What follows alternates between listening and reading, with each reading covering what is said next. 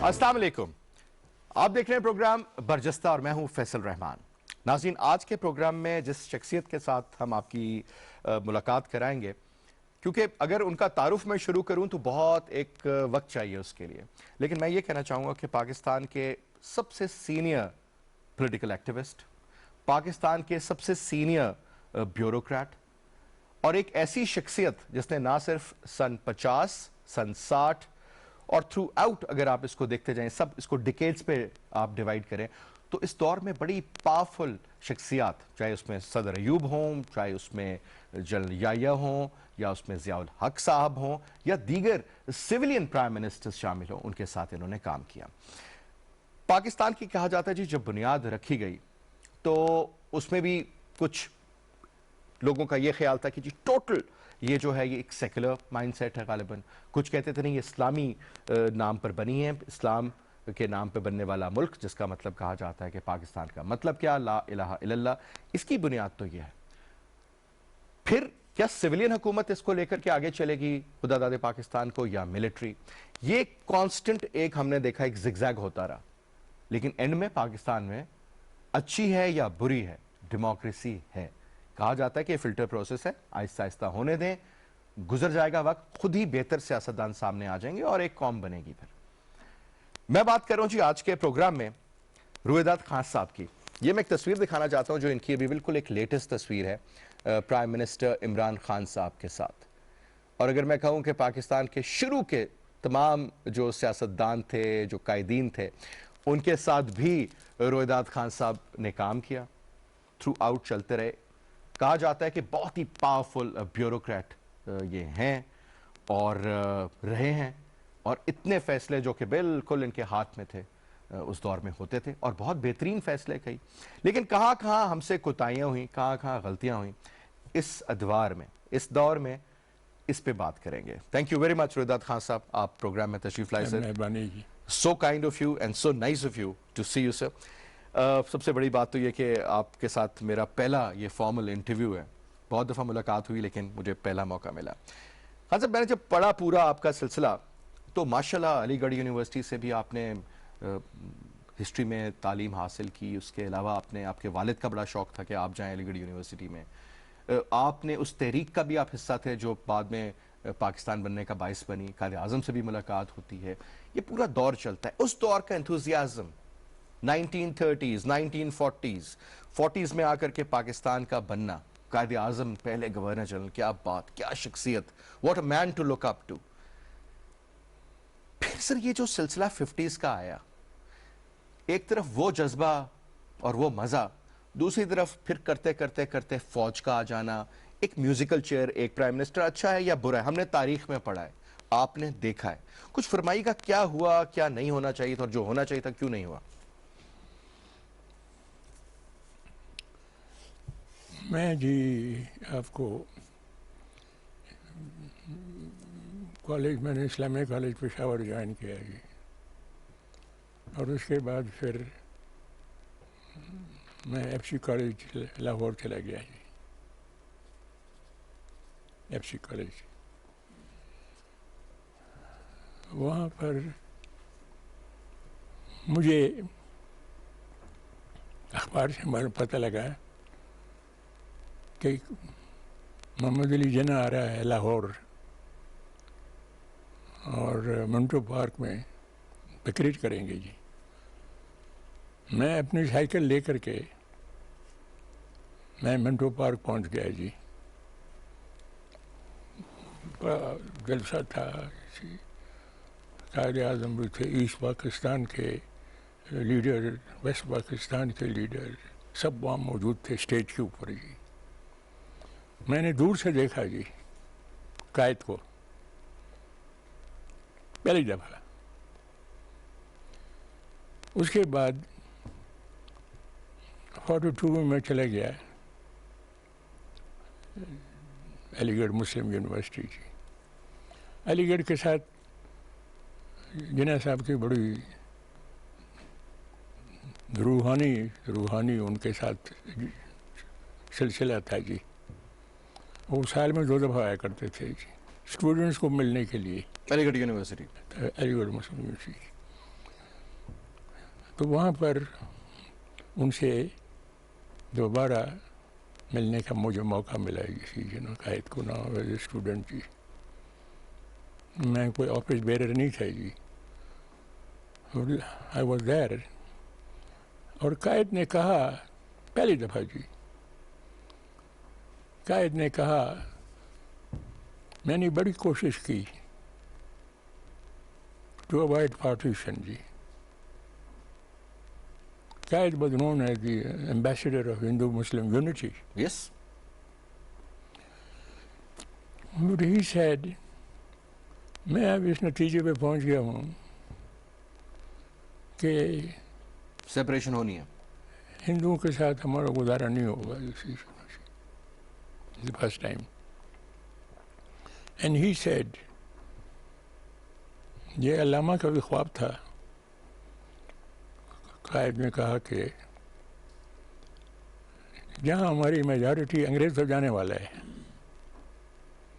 جہاں ہماری میجارٹی ہے وہاں پر ہمیں اپنی گورنمنٹ فارم کرنی چاہیے. اسی ہم کریں گے جی ٹھیک, انگریزوں کے جانے کے بعد بھی. پہلے تو یقین نہیں آتا تھا کہ انگریز جائے گا جی, بالکل یقین نہیں آتا تھا. نہ مجھے لاہور میں یہ خیال پیدا ہوا کہ ایسا بھی دن آنے والا ہے بہت جلدی جب انگریز چلے جائیں گے اسی نا جی. اور دوسرا جو تھا کہ انگریز کے جانے کے بعد ایک اسلامی سلطنت ہماری بن جائے گی, اسٹیبلش ہو جائے گی اسی. ایک عام تاثر یہ ہے کیونکہ سیکنڈ ورلڈ وار کا اختتام ہو رہا تھا جب پاکستان 47 میں, تو بہت سی جگہوں سے برطانیہ وڈرا کر رہا تھا, تو یہ آزادیاں ہونی تھی, چاہے وہ افریقن ممالک ان کے ساتھ جو آزاد ہوئے, چاہے یہاں پر چند ممالک جو آزاد ہوئے, بیکاز برطانیہ وڈرا کر رہا تھا, اس کے پاس ریسورسز نہیں تھے. ٹھیک بات ہے, یہ بات درست ہے, بالکل درست ہے. ورلڈ وار 2 کے بعد ڈی کالونائزیشن شروع ہوا. ٹھیک, ڈی کالونائزیشن جی. اور میں تو کہتا ہوں کہ اگر ہٹلر نہ ہوتا اور ورلڈ وار 2 بھی نہ ہوتا تو پاکستان بھی آزاد نہ ہوتا, نہ پاکستان آزاد ہوتا اور نہ ہندوستان آزاد ہوتا جی. اس میں ورلڈ وار 2 میں ان کو اتنی مار پڑی اور اتنا ان کو نقصان ہوا اکنامک جی, بری حالت تھی ان کی. انہوں نے کہا کہ اب ہم یہاں نہیں رہ سکتے ہیں جی, افورڈ نہیں کر سکتے تھے نا. فوج نے کہا جی, بیبل نے کہا جی. ٹھیک, بیبل وائس رائے تھا یہ, اس نے کہا ہم نہیں رہ سکتے ہیں اور بہت زیادہ خرچ کرنا پڑے گا اور بہت فوج بلانی پڑے گی اسی. یہ اس وقت ورلڈ وار 2 ختم ہو گئی تھی. ٹھیک, اور کوئی دنیا تباہ حال تھی اس وقت, لوگ واپس اپنے گھر آ رہے تھے اور کوئی لڑائی کے لیے کوئی تیار نہیں تھا اسی ان کی. ڈی کالونائزیشن جی, ڈی کالونائز. پاکستان بن گیا, ہندوستان بن گیا, انڈونیشیا ڈی کالونائز ہو گیا, افریقہ میں اور ہو گئے جی. Decolonisation we owe it to Adolf Hitler جی. ایڈولف ہٹلر کو ہم ہمیشہ ایکسس آف ایول کے پوائنٹ آف ویو سے دیکھتے ہیں, بیڈ مین. سر آگے چلتے ہیں. آپ نے کام کیا ایوب خان صاحب کے ساتھ, آپ نے سی ایس ایس کلیئر کیا ماشاءاللہ بڑے اچھے نمبروں سے, اور آپ obviously بہت بڑا نام پاکستان کی سول بیوروکریسی میں, بعد میں ایز اے پولیٹیکل ایکٹیوسٹ بھی. یہ جو لیٹ 50s میں آ کر کے آپ کا ایک شروع میں چلے کانسٹیٹیوشن نہ بننا, ایک وہ, اس کی ڈیلینگ فیکٹرز کیا تھے, ایک میں یہ جاننا چاہوں گا. اور دوسرا یہ بھی فرمائے گا کہ یہ مارشل جب سب صحیح چل رہا تھا تو why the military, why the man in uniform? میں بتاتا ہوں جی آپ کو, میں بتاتا ہوں. آپ کو بیک گراؤنڈ میں بتانا چاہتا ہوں جی. قائد اعظم اسٹاف کالج کوٹھا گئے جی, first time and last time جی. سینئر آفیسر کو انہوں نے ایڈریس کیا جی. فارمل ایڈریس سے پہلے قائد نے اپنی جیب سے ایک پیپر نکالا جی. انہوں نے کہا, mind you early days of 1948 کی میں بات کر رہا ہوں جی, اس نے کہا I have received disturbing reports about some senior military officers. It had started then. I have received disturbing reports. And he said, Staff College Quota میں آپ نے oath لیا ہے. You have to carry out the orders of the civilian government. آپ کا اپنا کوئی وہ نہیں ہے.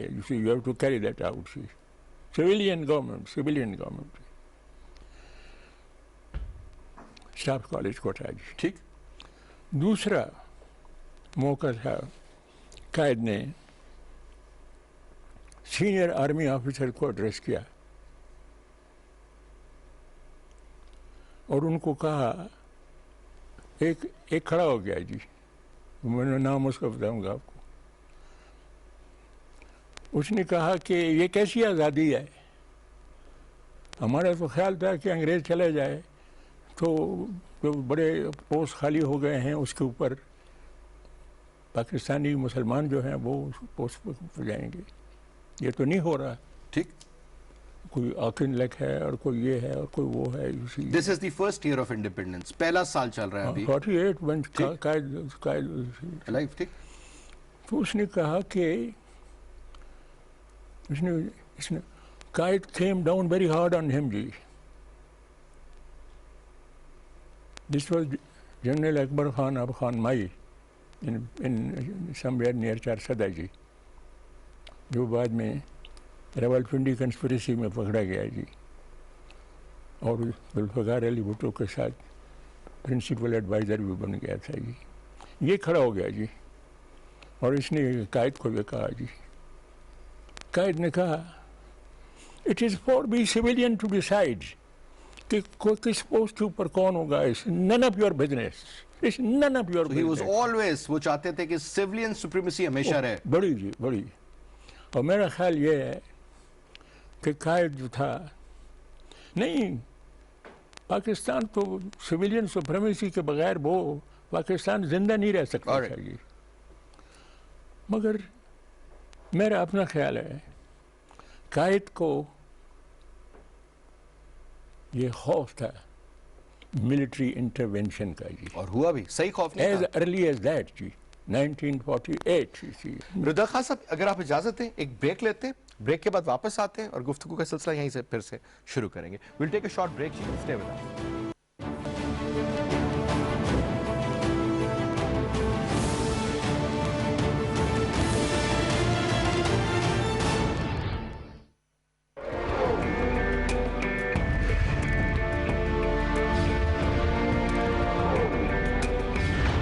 پاکستان کی داستان, اس کے لیے کی گئی جدوجہد اور اس کا حصول رہتی دنیا تک انسانوں کے لیے رہنما رہے گی کہ کس طرح عظیم مشکلات سے نبرد آزما ہوا جاتا ہے.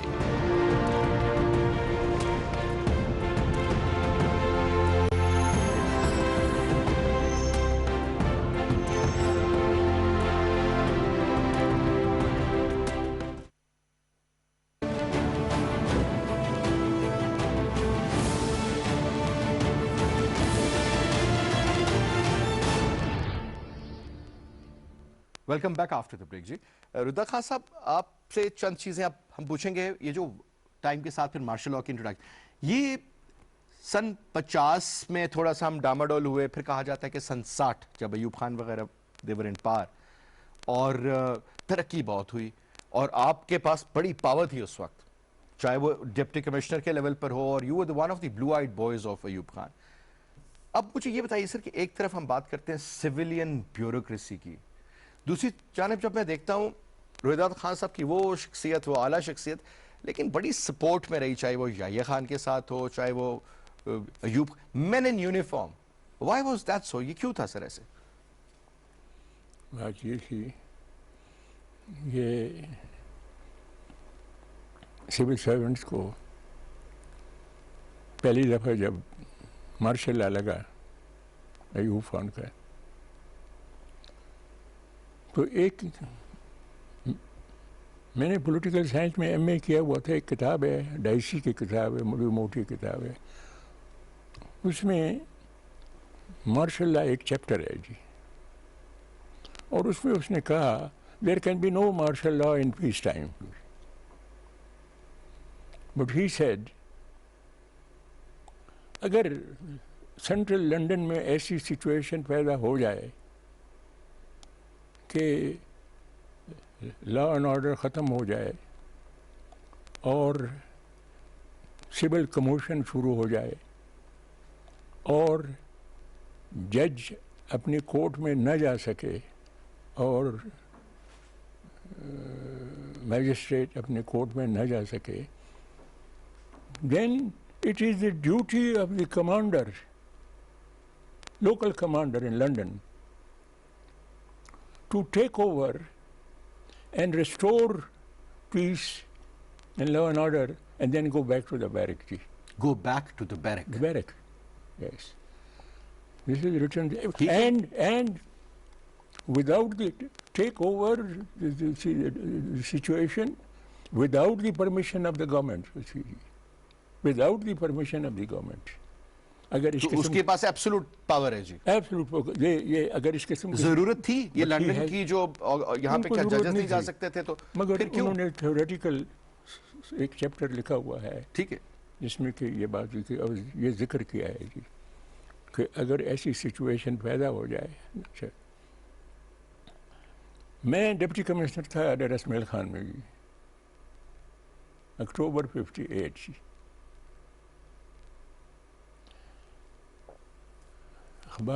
ریڈیو پہ میں نے سنا کہ مارشل لا لگ گیا ہے جی.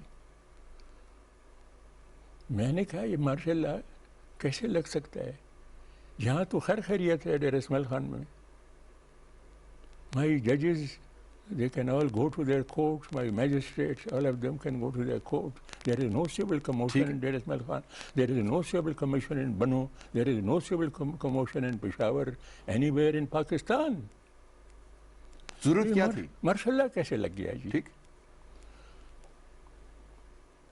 مجھے ٹیلی فون آیا لوکل ملٹری کمانڈر کا جی، آپ تشریف لائیے 9 بجے اور سپرنٹینڈنٹ آف پولیس کو بھی اپنے ساتھ لے آئیے جی. He kept us there till 9 in the evening جی، صبح سے لے کے رات تک. صبح سے لے کر جی. کیوں؟ وہ کوشچن وہ کہتا تھا، بڑی لسٹ تھی، وہ کہتا تھا جتنا ہوڈڈ غلہ ہے اس کو باہر نکالو and take action against the hoarders. جتنے ان لائسنس آرمز ہیں ڈیر اسماعیل خان میں سب کو نکالو اور ان کو تھانے میں لے جاؤ. ٹھیک ہے، and report within 24 hours جی. Absolute dictation. بالکل. اس کے بعد this gave us a big shock, you see. And we realized کہ اب پاور ٹرانسفر ہو گیا ہے from the parliament and from the prime minister to the GHQ. یہ مجھے احساس اس وقت was Ayub Khan power hungry? اس کو خواہش تھی طاقت کی؟ میں بتاؤں آپ کو جی، کیونکہ بڑے مکسڈ ریویوز ہیں پرانے لوگوں کے ساتھ آپ بیٹھے، بڑے مکسڈ ریویوز ہیں. یو نو ایوب خان، آپ کو یاد ہوگا لیاقت علی خان کے اسیسینیشن کے بعد ٹھیک،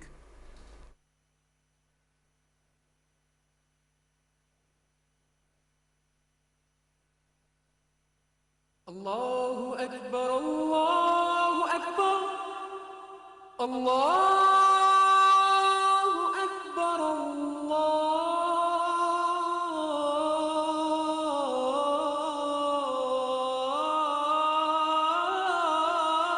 اکبر اشہد ان لا الہ الا اللہ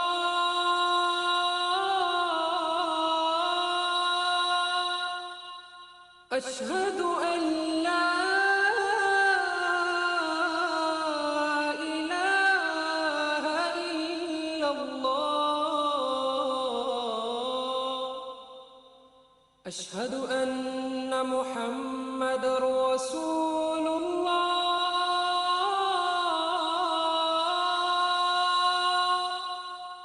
أشهد أن محمد رسول الله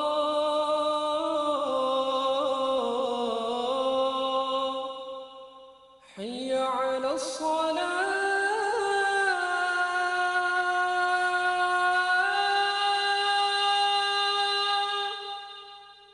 حي على الصلاة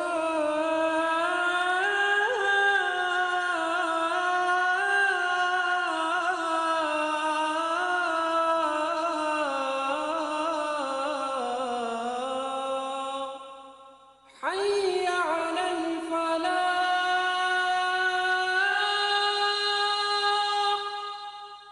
حي على الفلاح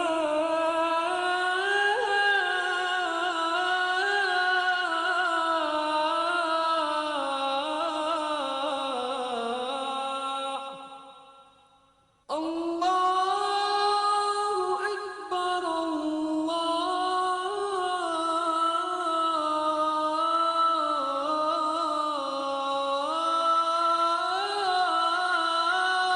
أكبر لا إله إلا الله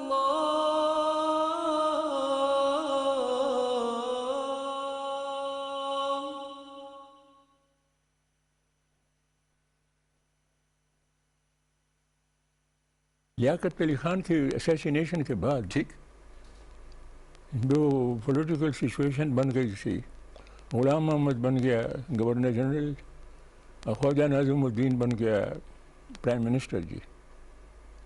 یہ سنیں جی، گورنر جنرل نے وداؤٹ اینی پاور اس نے خواجہ ناظم الدین کی گورنمنٹ ڈیزالو کر دی، سیک کر دی جی. Khawaja Nazimuddin Bengali, right hand man of mister Jinnah G,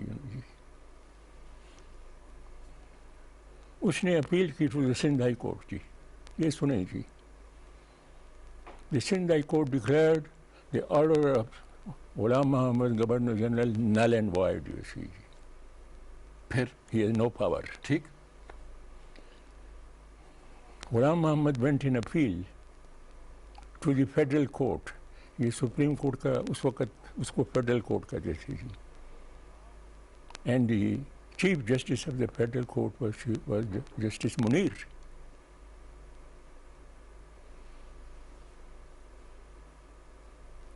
justice Munir نے ایشورنس دی غلام محمد کو، فکر مت کرو، تم اپیل کرو، I will set it aside. جی اس نے اپیل کی to the supreme federal court court, the supreme court. The order of the Sindh high court was declared null and void. The order الٹا ہو گیا. الٹا ہو گیا. The order of the governor general Ghulam Muhammad was restored by the supreme court. کس کے pressure پہ؟ جی کس کوئی پریشر تھا کورٹ پہ؟ نہیں، پریشر کچھ نہیں تھا جی. یہ ایک پاور ٹسل شروع ہو گیا. ٹھیک ہے ٹھیک. لیاقت کے جانے کے بعد سینٹر میں لیاقت کے وقت power was in the hands of people, جو جن کو ہم مہاجر کہتے ہیں، یا جو مائگریٹ کر کے آئے، یو پی یونائٹڈ پروونسز کے تھے یا باہر سے آئے ہوئے تھے. یہ لوگ تھے اوور اراؤنڈ لیاقت علی خان جی. With the assassination of Liaquat Ali Khan power کا ٹرانسفر ہو گیا، پاور چینج ہو گیا جی. From the UPians to the west Punjab. It went to Punjab جی. اٹ وینٹ ٹو پنجاب جی. یہ گورنر جنرل غلام محمد اور چیف جسٹس منیر دونوں ککے دئی تھے. He gave an assurance جی. اس لیے میں کہتا ہوں when the history of Pakistan comes to be written G, the role of superior judiciary, it is not something that that people can be proud Hare of. ادوار میں دیکھیں That people پہلے can ہوتا ہے آپ چیلنج نہیں کر سکتے کہ آپ کے اوپر کوئی آپ نے ایسی ویسی بات کر دی تو آپ کے اوپر توہین عدالت ہو جائے گی، لیکن بعد میں کتنے کیسز ہیں آپ لسٹ نکال لیں اتنی لمبی کہ ان ججز نے بعد میں خود کہا کہ جی غلط ہوا. یہ اس نئی بھٹو کا کیس لے لیں، بے شمار. اور اب اچھا میں جی ایک عرض کرنا چاہتا ہوں. Again the Constituent Assembly was sacked, dissolved by Ghulam Muhammad. The chairman of the Constituent Assembly was a Bengali ji. وہ گیا اپیل میں to the Sindh High Court G. Sindh High Court again declared this null and void جی. اس کے بعد وہ چلے گیا chief justice Munir کے پاس. Chief justice Munir نے اب held the order of the Governor General and declared the judgment and the order of the Sindh High Court null and void. تو یہ وہاں سے گڑبڑ ہو گئی نا وہاں سے شروع ہوتا ہے ٹھیک ہے وہاں سے شروع ہوتا ہے جی. اچھا بٹ لیکن Again, کورٹ کا کیا ایک انٹرسٹ تھا؟ منٹ کورٹ کا کیا انٹرسٹ تھا؟ کورٹ پہ پریشر تھا کوئی کس پہ؟ کورٹ کے اوپر؟ کچھ بھی نہیں تھا.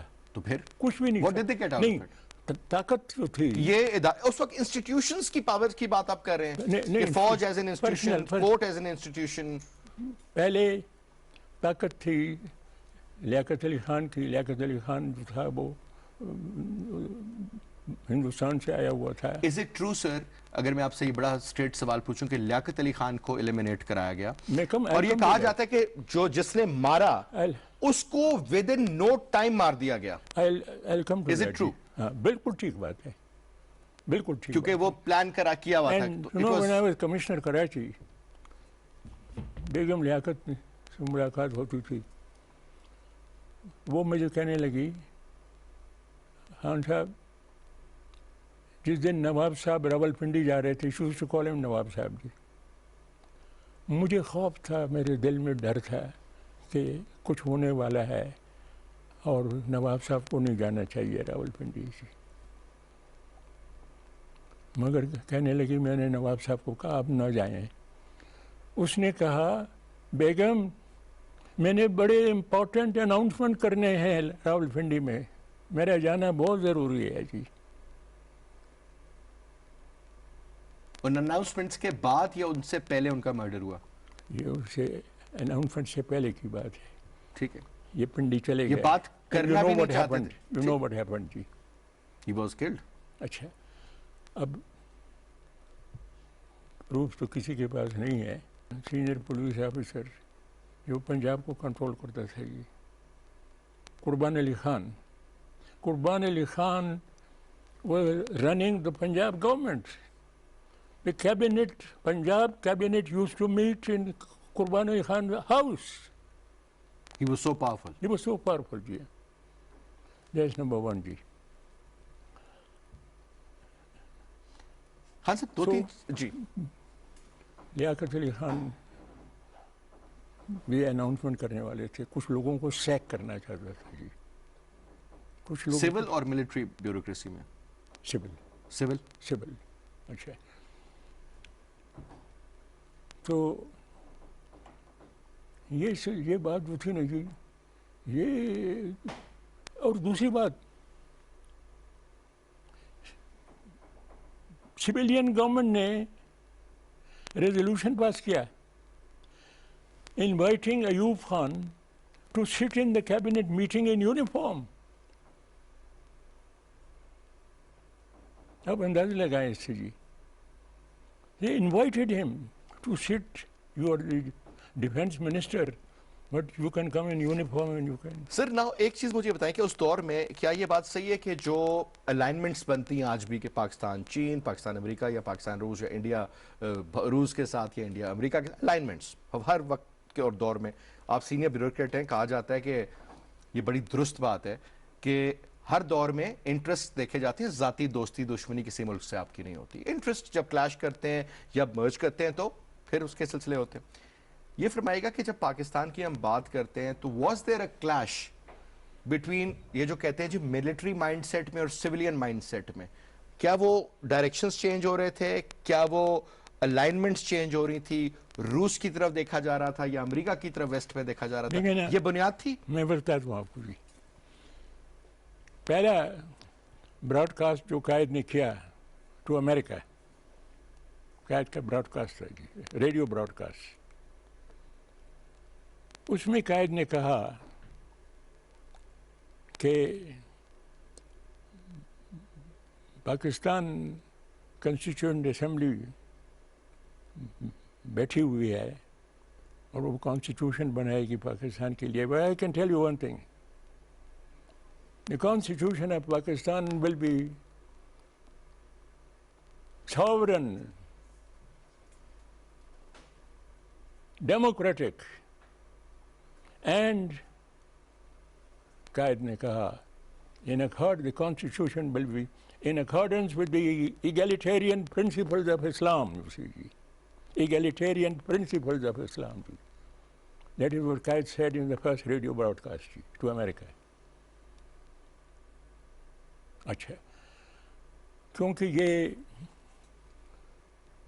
قائد کا یہ اپنا یہ ان کی کنوکشن تھی، ان کے اوپر کوئی بوجھ نہیں تھا جی، اور کوئی دباؤ نہیں تھا قائد کے اوپر جی، مگر دباؤ آیا لیاقت علی خان کے اوپر جی. اس لیے آبجیکٹو ریزولوشن بنا دیا گیا جی،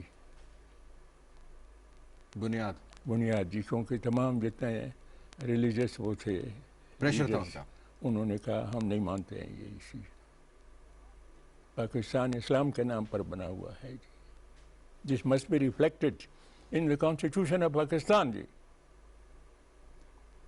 اچھا، لیکن سوال یہ ہے کہ ہاں the credit for validating the first martial law, Ayub Khan کا martial law, also goes to Justice Munir.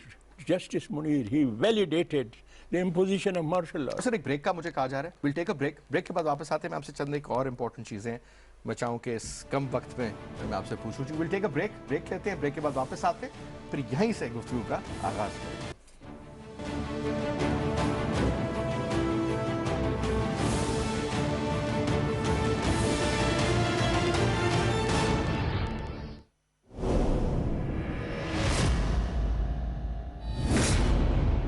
دعا ہے کہ تمہاری نسل خوب پروان چڑھے، تمہیں اللہ ایسی اولاد سے نوازے جو قبیلے کا نام روشن کرے. نئے سردار کے انتخاب تک میں اپنی سرداری سے دستبردار ہوتا ہوں. کیا ہمارا امیدوار بندوق ہے. اسے اگر آپ واپس نہ لا سکیں تو اسے مار دیجیے گا. مجبور نہ کرو ہمیں سلیمان شاہ، ہم کوئی خون خرابہ نہیں چاہتے. وعدہ ہے میرا ان سرپٹ دوڑتے گھوڑوں سے، عہد ہے ان کے سموں سے نکلتی چنگاریوں سے. اگر میں اپنے قبیلے، اپنی ناموس اور روایات کو دغا دوں تو میری شمشیر سے مجھے چیر دیا جائے. اب اپنے ہتھیار ڈال دو، دوسرا موقع نہیں ملے گا. حق ہے اللہ!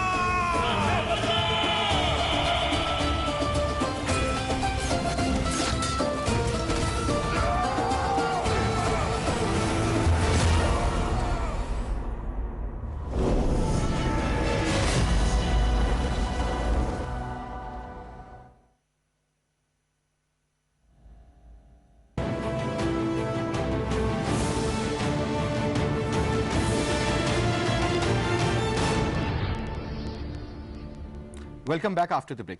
خان صاحب، دو تین امپورٹنٹ چیزیں میں پوچھ رہا ہوں. ایک تو یہ مجھے بتائیے گا کہ یہ جو قطر کی جنگ ہوئی، اس میں ایک بڑی ڈیبیٹ چل رہی ہے، کیونکہ ہر شخص جب بھی کتاب لکھتا ہے وہ اپنے پرسپیکٹو سے لکھتا ہے. تو آپ ایک بندے کی کتاب پڑھیں گے آپ کو لگے گا بالکل صحیح فرمایا، دوسرے کی پڑھیں گے تو جو کہ مختلف ہوگی آپ کو لگے گا یہ بھی صحیح کہہ رہے ہیں. حقیقت وہ ہوتی ہے جو آنکھوں دیکھا حال ہوتا ہے، جو اس وقت کے آج ہم اگر بات کرتے تو مشرف کا کو ہونا، کو کرنا یا سارا کچھ، کیونکہ میں نے وہ دیکھا ہے تو I can relate to it rather than reading a book and getting the biased influence. بالکل یہ فرمائے گا سر آپ نے، کیونکہ سارے دور دیکھے، یہ سمجھے، پورا ویو کیا. یہ جو 71 کی جنگ ہوتی ہے، اس کے بعد ڈھاکہ فالز، بنگلہ دیش تشکیل پا جاتا ہے. دو چیزیں یہاں پہ مجھے ایک تو یہ فرمائی کہ اس میں یہ جو کہا کبھی کہتے ہیں جی جنرل نیازی کی غلطی، کوئی کہتے ہیں جی بھٹو صاحب کا کردار ایسا تھا، اور جی فلانے نے یوں کر دیا، فلانے نے یوں کر دیا. Who should be held responsible? Forget about the commission report and everything. I'll tell you. answer to your question. 3 आदमी हैं responsible for the breakup of Pakistan. In that order, उनके नाम मैं लूँगा. First person responsible for the breakup of Pakistan was Yahya Khan ji, who was in the driving seat. He had declared that Sheikh Mujibur Rahman is the provisional Prime Minister of Pakistan, undivided Pakistan. Number one. Number two,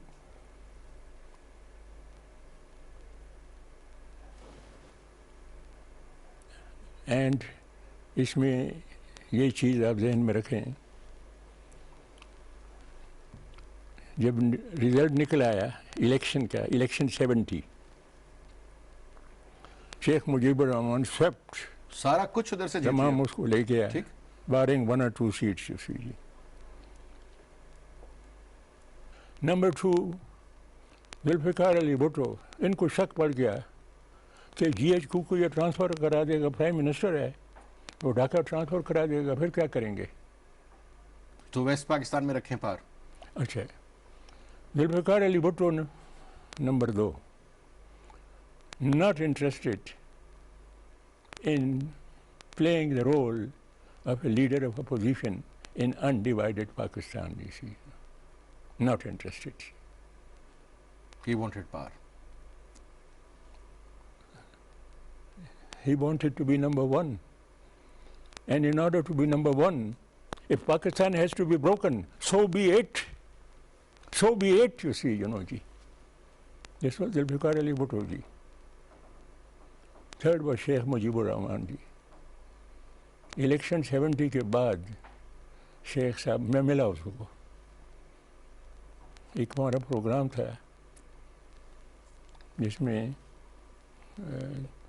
election के लिए martial law government ने, हमने उनको, we were able to cell it to the martial law government कि आधा घंटा time इनको दे दो, जितने पॉलिटिकल लीडर्स हैं सबको आधा घंटा दो, रेडियो टेलीविज़न के ऊपर जो भी कहना चाहता है बोलने दो. मैं गया जी शेख साहब को मिलने के लिए दान मंडी. शेख साहब के बड़े वहाँ वर्कर वगैरह थे, उन सबको उसने निकाला और ऐसा मुझे सोफा पे बिठाया और एक खुद सामने एक सीट के ऊपर वो बैठ गए. मैंने कहा शेख साहब, आप को इतराज़ है कि ये जो आप तकरीर करेंगे पाकिस्तान रेडियो के ऊपर और टेलीविज़न के ऊपर, आपने कहा है आप ईस्ट पाकिस्तान नहीं कहते हैं, आप कहते हैं बांग्लादेश.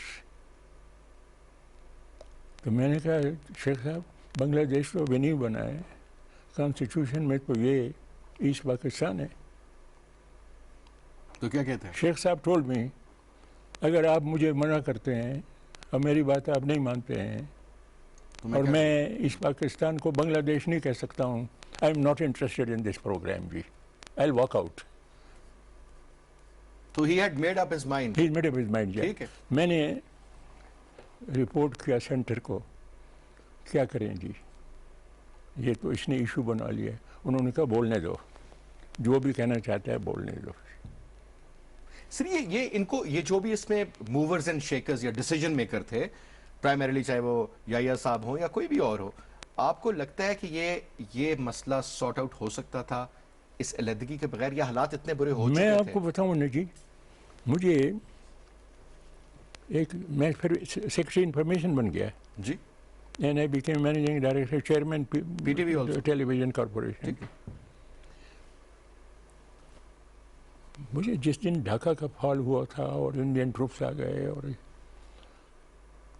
तो हम और इंदिरा गांधी ने एक अनकंडीशनल पीस ऑफर उसने भेजा पाकिस्तान को कि अब लड़ाई बंद कर देते हैं after the loss of east Pakistan जी. तो यहाँ पर उसकी कैबिनेट तो नहीं थी, वो तो सब चले गए थे. याहिया खान की सीनियर सिविल सर्वेंट बैठे हुए थे जी. उसमें कमरुल इस्लाम था, उसमें गुलाम इसा खान था, उसमें सुल्तान था, یہ فارن سیکرٹری اور میں تھا.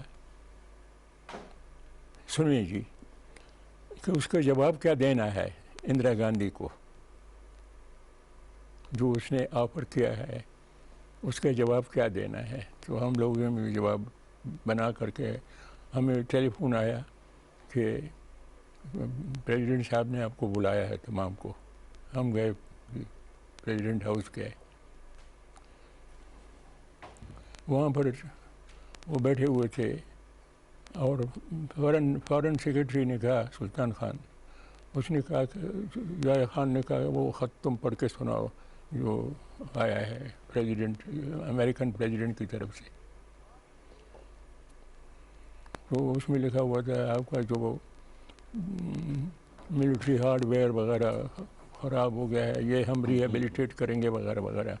اینڈ ہماری as a friend of Pakistan میں کہتا ہوں آپ یہ آفر ایکسیپٹ کر لیں اندرا گاندھی کا. جی اچھا یہ ہو گیا جی.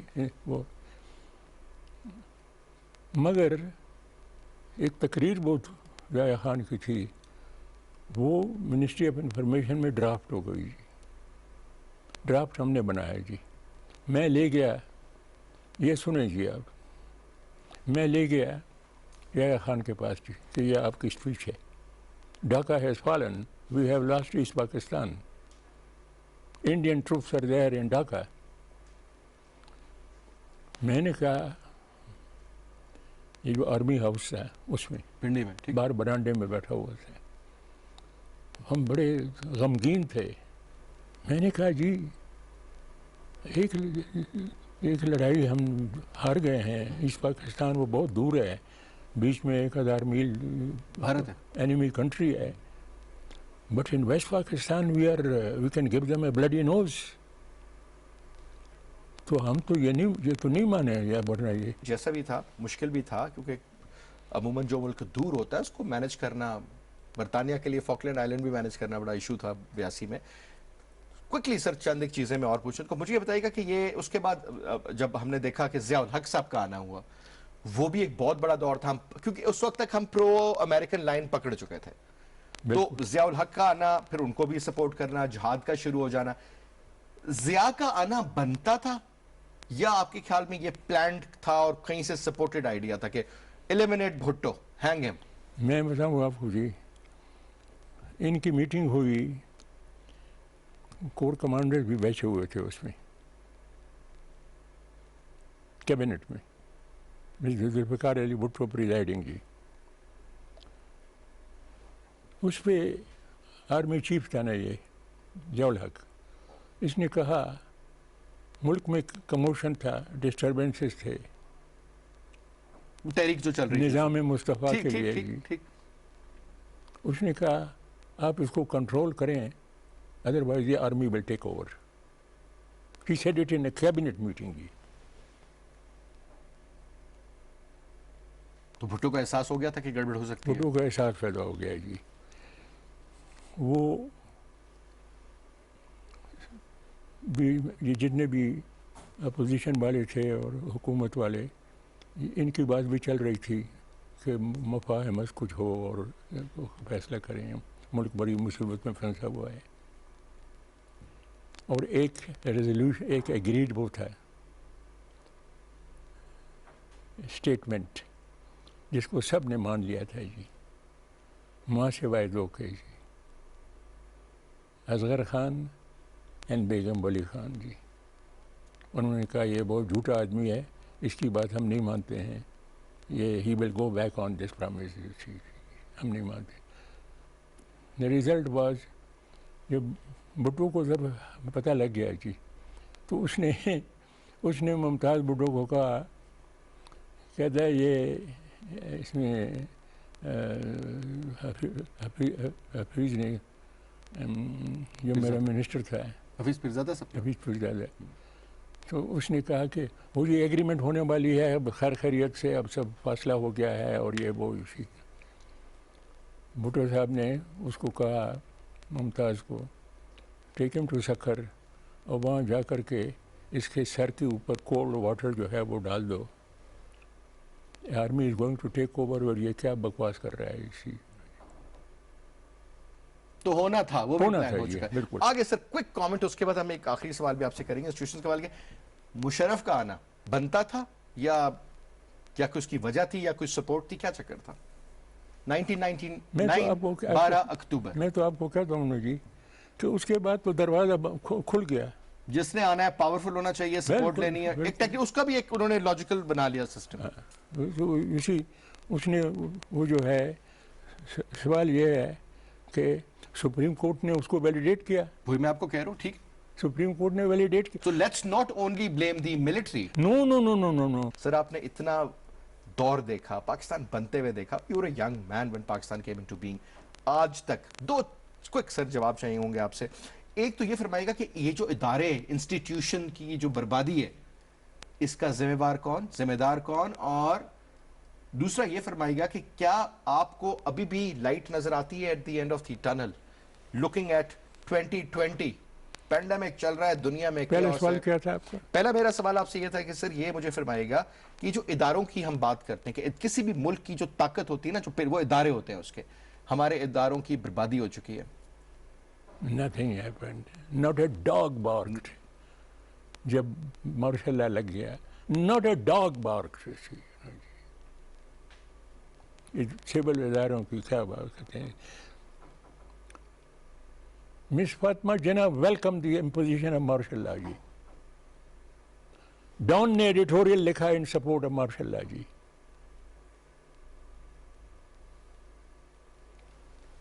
پاکستان کے غریب لوگ وہ کیا کرتے جی, وہ کیا کر سکتے؟ تو سر وہ جو اصل لوگ ہیں وہ پھر چڑھتے سورج کے سب پجاری ہوئے.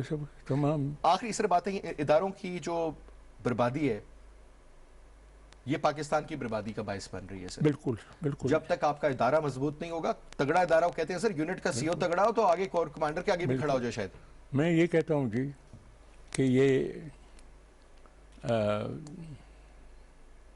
دیکھیں نا, ادارے جو ہیں ان کو تو سبارڈینیٹ کر دیا گیا ٹو ملٹری رول, اور کسی میں اتنی ہمت نہیں تھی کہ وہ اس کی مخالفت کرتا ہے جی. Openly nobody came out G, nobody came out. As I said, not a dog bark جی. اچھا, دوسری بات جو تھی وہ جو جہاں سے میں نے شروع کیا تھا کہ سپریم کورٹ کا بہت بڑا رول ہے اس میں, آرمی کے آنے میں. ہر دور میں Why did Chief Justice Munir validate the imposition of martial law by Ayub Khan? Why did he do that? سر وہ تو اس دور میں جائیں گے تو پتہ چلے گا, یا آپ بتائیں گے تو پتہ چلے گا. That's the thing, because you were the person who was there, who has witnessed. حالات بدل چکے ہیں, دنیا بدل چکی ہے. رویدت خان صاحب, thank you so much for coming sir. Was a pleasure. Thank you so much. اس کے ساتھ دیجیے آج کا ہمارا پروگرام اپنے اختتام کو پہنچتا ہے. انشاءاللہ اگلے ویک نئے گیسٹ کے ساتھ حاضر ہوں گے.